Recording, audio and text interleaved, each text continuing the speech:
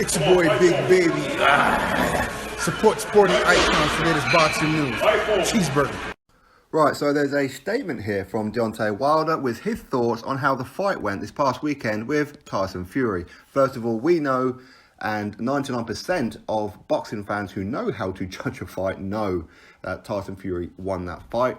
Boxing experts, Paulie Malignaggi, and Andre Ward, Andre Berto, Floyd Mayweather Sr., the list goes on and on and on. Plus, boxing fans know Tyson Fury won that fight. Okay, so anybody who says that Tyson Fury didn't, well, maybe it's time to start watching another sport, or you've got some other ulterior motive. And I know that there are a couple of channels out there who are saying that Deontay Wilder was the one who got robbed. And listen, if you guys are subscribed to these people, then listen, you get what you asked for, right? Okay, you get stupidity and you watch stupidity. It's as simple as that. Anyway, this is Deontay Wilder's statement. Thanks to all the fans from around the world that supported this David vs. Goliath fight. It was an amazing fight and I wanted nothing but greatness to come from this. The fight lived up to the hype more than ever. When you put the best against the best, exciting things happen. I'll take nothing away from this fight, but we won this fight. To be champ, you must dominate the champ, and to me, I was the more aggressive fighter and landed the more effective punches. You saw the best Fury, but you did not see the best Wilder. I still managed to get the job done. This event brought more pressure than I expected. I just wanted the best for boxing here in America and boxing in general, in which led me to get overly anxious to knock his head off. So I abandoned the game plan. Did the count start 3-4 seconds too late, or was the count too long is a question many are asking and debating about. The referee, Jack Reese, is an amazing ref in which I've had the pleasure to work with on several occasions and did a great job. And at the end of the day, boxing wins, the fans win. The fans are the real winner, and I can't wait for Wilder Fury 2 to end all the controversial talk around the world once and for all. Love, love, love to all my fans, blessings, and see you guys again soon. Champ. So that is Deontay Wilder's statement. So, first of all, it's not David versus Goliath. You do know the story of David versus Goliath, right? He's supposed to be a bit of a Bible basher. Goliath was this huge guy and David was a tiny little guy. So this is not David versus Goliath, okay? These are two big men, right? So there's the first one. Now, for him to get anxious, yeah, maybe he did. But either way, he needed to because he was losing that fight. So he did start throwing hands, which is what he needed to do. Okay, so him abandoning the game plan was what he should have done. But fact is, I mean, for him to say he won the fight and for all his Wilder protectors out there, the Wildettes, listen, there's no way in hell that you won this fight. And for him to say to become a champion, you have to dominate a champion. Again, somebody please put it in the description box. Put it in the comment section. And then if this rule exists, I will then take it from the comment section and put it in the description box for you all that reads the rules where to become a champion, you have to dominate a champion. It doesn't work that way. Even if Tyson Fury won that fight by 1 round, guess what? He should be WBC heavyweight champion of the world. It doesn't work that way. It just doesn't work that way. Otherwise, every championship fight, you'll be giving the champion a round or 2 head start, wouldn't you? Round 1, no matter what happens, that's a 10-8 round to the champion. And then we'll work it from there. That's not how it works. That's just stupid. And again, for him to say that, or question at least, did the referee start the count too late? Did it go on for too long? Again, that has been debunked by plenty of channels out there. They're not too difficult to work out and find out who they are. Shows quite clearly that Tyson Fury was up on his feet at the count of 9. From the moment he hit the canvas, it wasn't the referee that started the count. The referee takes over the count from the dude on the outside of the ring who starts the count the moment he hits the canvas. Again, time it. Put your clock watch on, your stopwatch, whatever you want to call it, and click it. And you'll see he was up on his feet at the count of 9. You do know it's a count of 10, right? It's not a count of 8 or a count of 9. Most fighters get up on their feet for the count of 8. But you don't have to, as long as you're on your feet by the count of 10, guess what? You're on your feet. Not only that, Tyson Fury come back and nearly put out Deontay Wilder. Technically, we could say that is a 10-9 round rather than a 10-8, right? Because Wilder was out of it. He was gone. Much like he was against Luis Ortiz. When he fought Luis Ortiz, guess what? That was a 10-8 round in round number 7 in favour of Luis Ortiz. Technically, round number 12 should have been as well, right?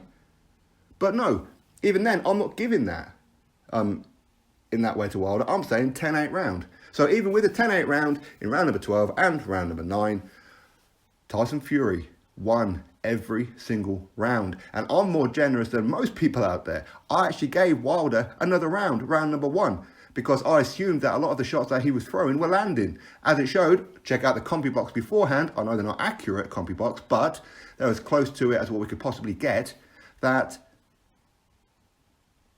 Wilder didn't actually land anything. But I gave him that round because I thought that they landed, but they didn't. So, no. And for him to say he landed the most aggressive punches, again, no, you didn't. No, you didn't. You landed 2 aggressive punches. 2.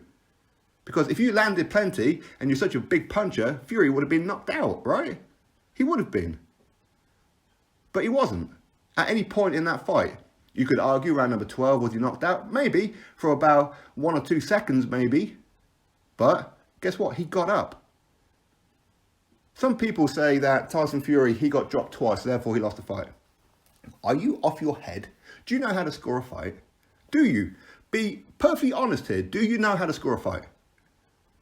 You don't have to dominate a champion to beat a champion. You have to win more rounds and get more points than the champion to become it. Because once a champion steps foot in that ring, that bell goes, he's no longer the champion. That belt is up in the air, okay? This is like a WWE ladder match, okay? This is a vacant belt, okay? You don't get a round or 2 head start. Not at all. Did Tyson Fury win round 1? Did he win round 2, 3, 4, 5, 6, 7, 8? Did he win round number 10 and round number 11? Did he? For Wilder to win, he would have had to have not only dropped Tyson Fury twice, but won 3 other rounds. Did Deontay Wilder win 3 other rounds? No. Everybody knows that Deontay Wilder is the paper champion right now. He's a paper champion. Tyson Fury won that fight. Tyson Fury, a guy who was out the ring for 2.5 years, lived in damn takeaways and kebab shops, putting coke up his nose, living in the pubs, putting alcohol down his throat, depressed, suicidal, had his boxing license taken away from him. His family and everything was falling apart. Yet he get back in the ring, fought 2 taxi drivers and then got in there with Wilder. That shows how bad Wilder actually is. He should have walked through Tyson Fury. He should have steamrolled him. That's what he should have done, but he didn't. He struggled. Put him in there against Joshua. Joshua puts Wilder out cold. Cold.